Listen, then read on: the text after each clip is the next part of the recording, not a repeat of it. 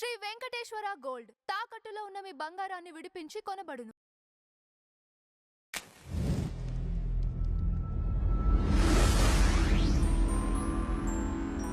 నమస్కారం దుర్గారు. నమస్తే అండి. జయం రవి ఒక సంస్థకి డేట్లు ఇచ్చాడు. ఇచ్చిన తర్వాత వాళ్ళు యూటిలైజ్ చేసుకోవాలి. ఇప్పుడు మళ్ళీ వాళ్ళేంటి, నాకు నష్టపరిహారం కావాలని వాళ్ళు కోరుకుంటున్నారు. ఈయన ఇచ్చాడు, తప్పు ఇప్పుడు జయం రవిదా లేకపోతే సంస్థ వద్దా? ఇట్లాంటివి అక్కడే కాదండి, మన టాలీవుడ్లో కూడా చాలా సంఘటనలు జరిగి ఉన్నాయి. దీన్ని ఎట్లా చూడాలంటారు? అంటే ఇప్పుడు నేను ఒక నిర్మాణ సంస్థ అండి. మీరు నాకు టైం ఇచ్చారు. ఇచ్చినప్పుడు నిర్మాణ సంస్థ దాన్ని ఉపయోగించుకోవాలి. మరి అప్పుడు ఉపయోగించుకోలేదు కాబట్టి ఇప్పుడు తప్పు నిర్మాణ సంస్థదే, అంతే కదా. ఇప్పుడు నటుడిది ఎందుకు తప్పు అవుతుంది? నటుడు మీకు కాల్ షీట్స్ ఇచ్చేసారు. ఇచ్చేసినప్పుడు కాల్ షీట్స్ మీరు ఉపయోగించుకోవాలి. ఉపయోగించుకున్నప్పుడు మీరు ఏం చేయాలి? అప్పుడు ఓకే అండి, ఇప్పుడు మేము ఇది వాడుకోవట్లేదు, మీరు కావాలంటే ఇంకో సినిమా చేసుకోండి, మళ్ళీ మీకు ఎప్పుడు కాల్ షీట్స్ ఉంటాయో అప్పుడు నాకు ఇవ్వండి. ఇస్తే మేము అప్పుడు మనం అడ్జస్ట్ చేసుకుని మీకు ఇచ్చిన రెమ్యూనరేషన్ కూడా అడ్జస్ట్ చేసుకుందాము. అప్పుడు మళ్ళీ ఆ సినిమా చేద్దామంటే ఏ గొడవ ఉండదు.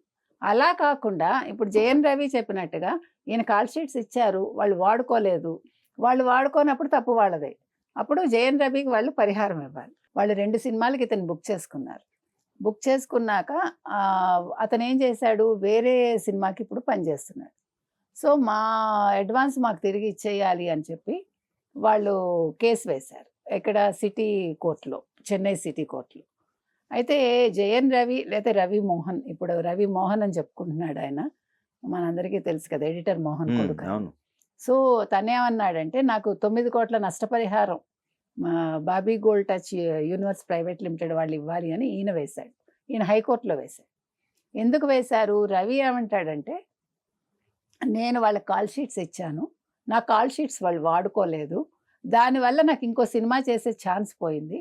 అయితే నేను ఇప్పుడు చేస్తున్న సినిమా మూలంగా డబ్బులు వచ్చాక నేను వీళ్ళకి ఇవ్వాల్సిన 10 కోట్లు వెనక్కి ఇస్తానన్నాను, కానీ వాళ్ళు వినలేదు, నాకు వెంటనే చెల్లించాలి 6 కోట్లు ఎంతో అడిగారు వాళ్ళు అని ఆయన చెప్తున్నాడు.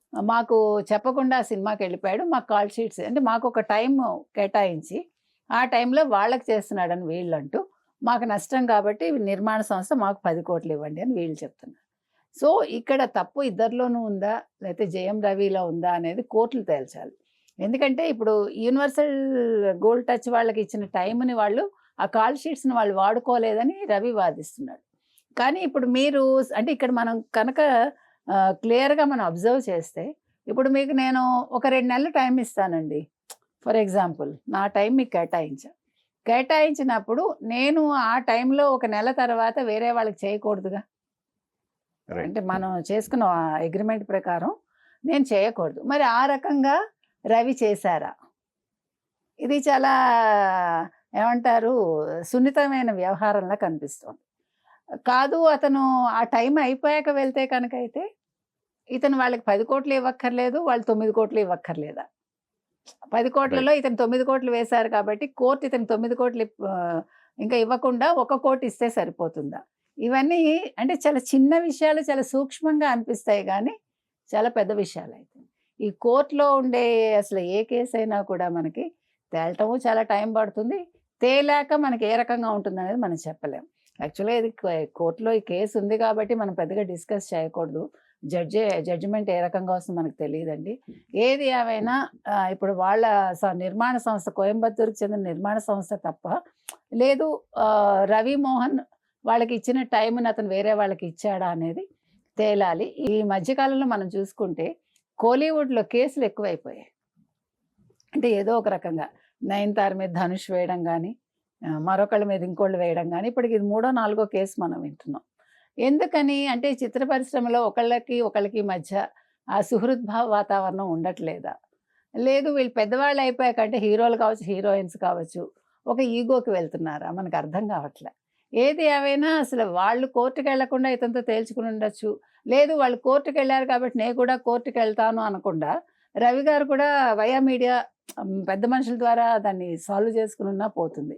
ఎందుకంటే మనకి రావిశాస్త్రి గారు ఎప్పుడో చెప్పారు, మీకు తెలుసు, కోర్టులో కాగితం, కోకలో నిప్పు, కోళ్ల గంపలో పిల్లి, గాజుల గంపలో రాయి పడితేట ఇంక వాటికి ఇది ఉండదు. అట్లాగా ఈ కోర్టులో కేసులు అంత తొందరగా తేలవు. వీళ్ళకి నష్టమే, అతనికి నష్టమే. కాబట్టి వీళ్ళు బయట ఈ కేసుని తేల్చేసుకుంటే దీని మీద పెద్ద వాగ్వివాదాలు ఉండవని నేను అనుకుంటున్నాను.